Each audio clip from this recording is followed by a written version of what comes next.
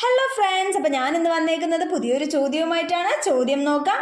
ഒരു ചതുരത്തിന്റെ നീളം 50% കൂടുകയും വീതി 50% കുറയുകയും ചെയ്താൽ ഉണ്ടാകുന്ന ചതുരത്തിന്റെ പരപ്പളവിലെ വ്യത്യാസം എത്ര ശതമാനം ആണ്? ഇതാണ് നമ്മുടെ ചോദ്യം. അപ്പോൾ നമ്മൾ ഉത്തരം ചെയ്യും മുമ്പ് നിങ്ങൾ അറിഞ്ഞിരിക്കേണ്ട ഒരു പോയിന്റ് ഉണ്ട്. ഇപ്പോൾ നമ്മുടെ ക്വസ്റ്റ്യനിൽ ശതമാനം കൂടുകയും ശതമാനം കുറയുകയും എന്നാണ് തന്നിരിക്കുന്നതെങ്കിൽ അതിന്റെ ഫൈനൽ ആൻസർ കണ്ടുപിടിക്കാൻ ഉള്ളത് എന്ന് പറഞ്ഞാൽ a²/100 ആണ്. ഓക്കെ, എന്താണ് a²/100 ആണ്. അപ്പൊ നമുക്ക് ചെയ്യാം. നമുക്ക് എന്താണ് a²/100 അല്ലേ?